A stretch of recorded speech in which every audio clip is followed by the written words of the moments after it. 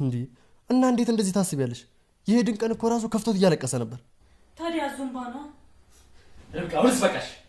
ማስበው ነው የነገርኩ። ቆይ ግን ከመቼ ጀምሮ ነው አንቺ እንደዚህ አይነት ሐሳብ ማሰብ የጀመርሽው? ልጄን ከቀሙኝ ቀን ጀምሮ እና ልጁ እዩ ቆይ ምን ማለት ነው? አዎ አቤል ልጄን እዩ ነው የገደለው። እባክሽ ርብቃ እስኪ ዝም በይ። ለምንድን ነው የምለው? አልልም። ይኸውልሽ ከዚህ በላይ አታስከፊኝ። ወንድሜን እኮ ነፍሰ ገዳይ እያልሽው ነው። አዎ እና እዩ የኔን የወንድሙ ልጅ ገደለ? አለመቀበል ትችላለህ። ይኸውልሽ ወንድሜን የማውቀው እኔ እንጂ አንቺ አይደለሽም። ወንድሜን በደንብ ታውቀዋለህ? በደንብ ስለምታውቀው ነው ከገዛ ፍቅረኛ ጋር ሲማግጥ የነበረው። ርብቃ አሁንስ በቃሽ። አቤል እኔ ላይ ቻናለሳ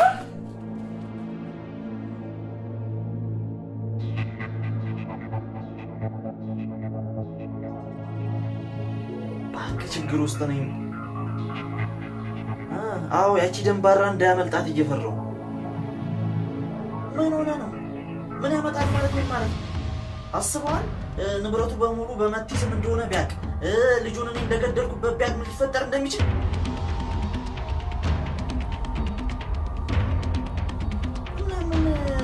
ምን ያመጣል ማለት ነው?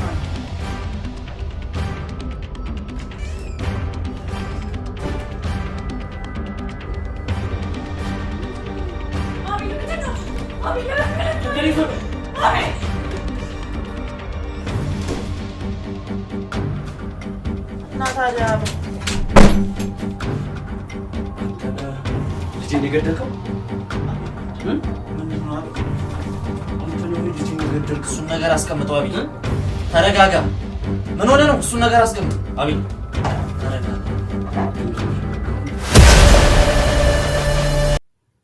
ሰላም ጤና ይስጥልኝ ወደ ቻናል የቤተሰቦች እንኳን ወደ ርብቃ ዩቲዩብ ቻናል በሰላም መጣችሁ።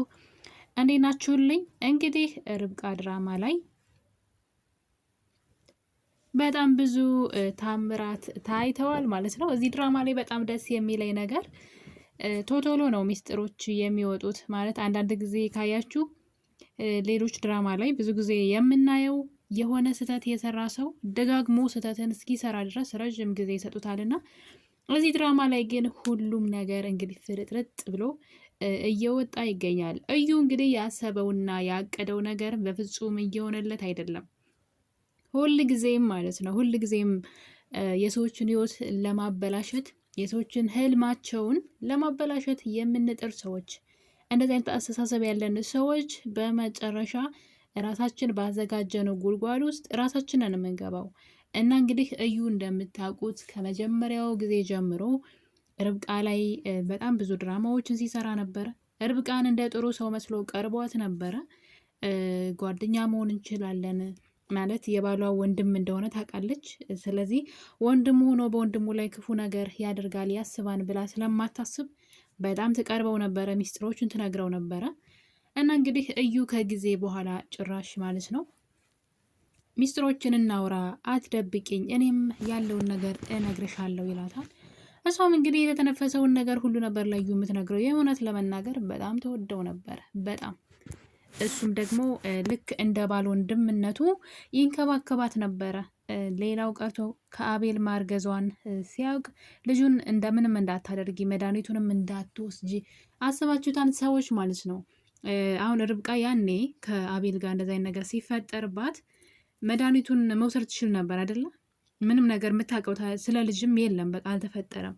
ነገር ግን እዩ እንዴት አይነት ተንኮለኛና የሆነ ሰዎችን ሲጎዳ ራሱ በጣም ስብርብር አድርጎ መጉዳት የሚፈልግ አይነት መጥፎ ሰው እንደሆነ የምታዩት ያኔ በቃ ነው እንደዛ እንዳታድርጊ ልጅሽን እንትን እንዳትዪ እንደው ማርገዝ አለብሽ ምናምን ብሎ ትልቅ በቃ ከጎኗ እንደሆነ ምናምን እንደ ወንድም ሲያማክራት ነበረ። እሱ ነበር ከሌሎች በላይና ከዛ ደግሞ አረገዝኩኝ ካለች በኋላ ባልየው እንኳን ይሄን ነገር አያውቅም። እሱ ግን በጣም ብዙ ነገር ያደርግላት ነበር፣ ራሷ እንድትጠብቅ ልጇ እንድትንከባከብ። ብቻ ምን አለፋችሁ በዚህ መጠን ማስመሰል ይቻላል እንዴ ጋይስ? እንደዚህም ይቻላል እንዴ ነው የምትሉትና እንግዲህ ከስር መሰረቱ ካያችሁት የዩን ስራ በተንኮል የተሞላ ግን ምንድን ነው የሚባለው በማር የተለወሰ መርዝ ማለት ነው። ውስጡ መርዝ የሆነ ከላይ ግን በጣም ጥሩ ሰው ይመስላልና እርች ግን ማለት ነው ይችኛዋ የዋህ ስለሆነች ነው። የዋህነቷ ጠቅሟታል ጎድቷታን አላውቅም። እኔ ጎድቷታን ብዬ ነው የምለው። ምን ዋጋ አለው? ከረፈደ በኋላ ስለ እዩ መጥፎነት ቢገባት፣ በተለይ ደግሞ ልጇ ነው። ሌላው ነገር ችግር የለውም። ብዙ ዋጋ ከፍላችሁ ምናምን ስለ ሰዎች ማንነት ልናውቅ እንችላለን። ግን የማይተካው የማይመለሰው ልጅን ያክል ነገር ነው ያሳጣትና ይህም በምን አይነት በቀል ትበቀለዋለች? አስቡት እስኪ። እና የርብቃ የዋህነት ልጇን አሳጥቷታል። በእርግጥ ደግሞ ልጇን ያሳጣትን እንትን ካያችሁ ማለት ነው በቃ ውሃ ነው የሰጣት እንደ ማንኛውም ሰው። አሁን እሱ ውሃ ሰጥቷት ይጎዳኛል ልታስብ ራሱ አትችልም። በእርግጥ ልጇ የሞተበት አጋጣሚ የልጁ ክፋት ነው እንጂ የርብቃ የዋህነት አይደለም። አንድ ሰው መድኃኒት ልትወስዱ ውሃ እየሰጣችሁ ክፋትን አስቦ መርዝ ጨምሮ ከሰጣችሁ እንግዲህ እንዴት እናውቃለን? እኛ አናውቅምና ግን እዩን ማመን ግን አልነበረባትም። ርብቃ ማናት ርቾ ግን በፍጹም ምንም ነገር አትንገሪው፣ ተጠንቀቂ፣ እኔ ልጅ አላምነውም እያለቻት ነበረ። ተጠንቀቂ፣ እዩን ተጠንቀቂ ብላት ነበረ። እሷ ግን እዩ በጣም መልካም ሰውና ምንም የማያውቅ የዋህ ነው በማለት እንግዲህ ለእዩ ስትከራከርለት እያየን ነበረ። እንግዲህ በመጨረሻም ርብቃና አቤል ከሄዱበት ሀገር ማለት ነው ተመልሰው ወደ ቤታቸው ሲመጡ በክፍል 34 ላይ አይተን ነበረ። እናም እንግዲህ ለአጋጣሚ መቲ ከቤት ወጥታ ነበረ። መቲ እንደምታውቁት እንግዲህ እና አቤል ከወጡ ቀን ጀምሮ ከዛ ቤት ገብታ ተቀምጣለች። ቤቱን በሷ ስም ነው፣ በስምሽ ቤቱን አድርጌልሻለሁ ስላላት እኔ እኮ በጣም ነው የሚገርመኝ የእዩን ነገር ሳስበው። አስባችሁታል? እዩ እንደዚህ አይነት ተንኮለኛ እኮ አይመስልም።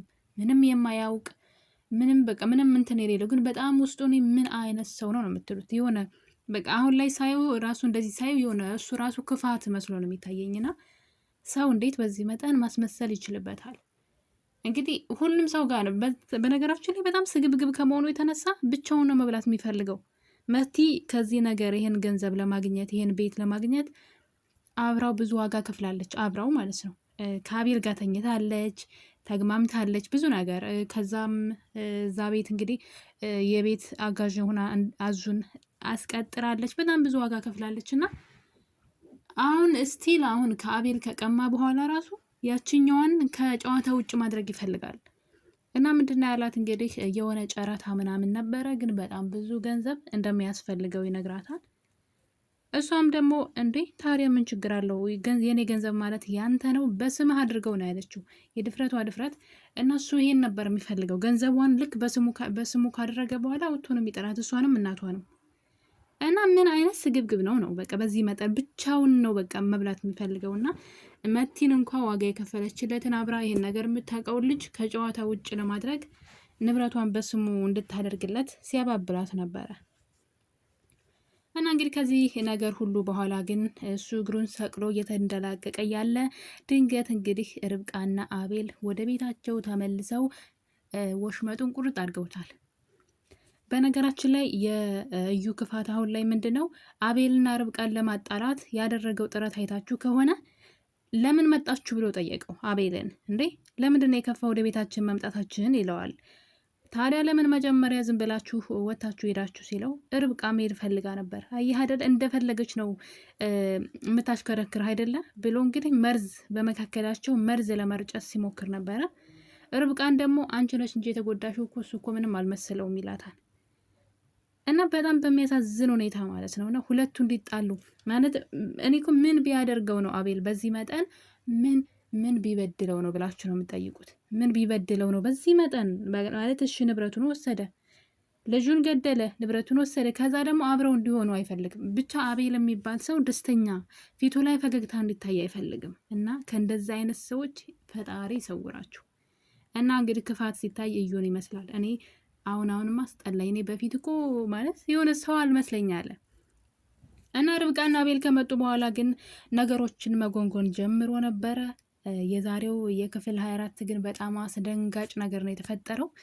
እና እንግዲህ እዩ ርብቃን ለማናደድ ይፈልግና ለርብቃ የጡጦ እንትን ስጦታ ይሰጣታል። ማለት ልጇ እንግዲህ ሞቷል። ከመወለዱም ጊዜው ገና ከመሆኑ በፊት ነው የሞተው እና ጡጦ ስጦታ ሰጣት። አስቡት እንግዲህ። እና ርብቃን ክፈችው ስጦታ ነው ብሎ ይሰጣታል። ስትከፍተው የልጅ ጡጦ ነበር እና ልቧን ለመስበር ለማስታወስ ነው ህመሟን። አያችሁ? እና እንደዚህ አይነት ክፋት ለምንድን ነው እውነት ለመናገር ክፉ ሰዎች እንዴት ይሳካላቸው አይቻላቅም ማለት ድራማ ላይ ማለት ነው። እውነተኛው ዓለም ላይ እንኳን ክፉ ሰዎች እንደውም በጣም ተንደላቀው የሚያምር ህይወት እየኖሩ ነው ምድር ላይ። ክፉ ሰዎች ምድር ላይ ሲኖሩ እውነተኛው ዓለም ላይ ምንም ሲሆኑ አላየውም። በጣም ደስተኞች ናቸው። ሁሉ ነገር አለ። ሁሉ ነገር ለእነሱ ነው የሚያሽቃብጠው ራሱ ማለት ነው። እና ገንዘቡም ሀብቱም ብቻ ዓለም ራሱ ለእነሱ ነው የምታሽቃብጠው። ክፉ ሰዎች ዓለም ላይ በጣም ደስተኞች እና ጥሩ ላይፍ ነው የሚኖሩት። ፊልም ላይ ግን ጥሩ ሰዎችን ብዙ ነገርን አሳጥተው የማይመለስን ነገር ሁሉ አሳጥተው ግን እነሱ መጨረሻ ላይ ሲሳካላቸው አናይም። ጉድጓድ ሲገቡ ነው የምናየው ፊልም ላይ። እውነተኛው ዓለም ላይም እንደዛ እንዲሆን ምኞታችን ነው። በእርግጥ ምን ዋጋ አለው? ከጎዱን፣ ከሰባበሩን፣ ካሳጡን በኋላ እነሱ ወደቁ አልወደቁ ምንም ዋጋ የለውም እና መጀመሪያ ይድረስብንና እንግዲህ እዩ እንደዚህ አይነት ክፋቶችን እየሰራ ነበረ። ነገር ግን ርብቃ በጣም አዝናለች አሁን ባደረገው ነገር እና በመጨረሻም ርብቃ ሌሊት ላይ ቁጭ ብላ ነበር፣ አልተኛችም። አቤልም ሲነቃ ርብቃ ቁጭ ብላ ነበረ። ለምን እንደተቀመጠች ሲጠይቃት እዩ ነው ልጄን የገደለው ትለዋለች። አቤል በንዴት ይነሳና እንዴት ወንድሜን እዩን እንደዚህ ትይዋለሽ ብሎ ርብቃን በጥፊ ይመታታል። ያው አይናችሁ ከተያዘ ከእናንተ ፊት ሰዎች የሚያስመስሉ ከሆነ ልትገምቱ አትችሉም። እዩንም እንዴት ሊጠረጥረው ይችላል? በእሱም እኮ አይፈረድም። እንዴት ወንድሜ እንደዛ ትይዋለሽ ብሎ በጥፊ ይመታታል። እሷ ግን አዎ እሱ ነው ብላ ስትለው ይናደድና ወጥቶ ከክላስ ይሄዳል። ነገር ግን ሌላ ተአምር ይሰማል። አቤል ወደ መታጠቢያ ቤት ሲሄድ እዩ ስልክ እያወራ ነበር ሰው ተኝቷን ብሎ። እናም እንግዲህ አቤል ቤቱን እኔ እንደወሰድኩበት ወይም ደግሞ በመቲ ስም እንደሆነና ልጁን እኔ እንደገደልኩት ካወቀ ምንም ያደርገኝ ይመስላችኋል ብሎ ሲያወራ እንግዲህ በጆሮ አቤል ሰምቷል። አቤልም በንዴት ወደ መኝታ ቤት በመሄድ መሳሪያውን ይዞ ወደ እዩ እየሮጠ ሄዷል። የኔ ቤተሰቦች ክፍል 24 ይሄን ይመስል ነበር። በክፍል 25 እስከምንገናኝ ድረስ ቸር ቆዩልኝ። ለቤት አዲስ ከሆናችሁ ደግሞ ሰብስክራይብ እና ላይክ እንዳረሱ። እወዳችኋለሁ።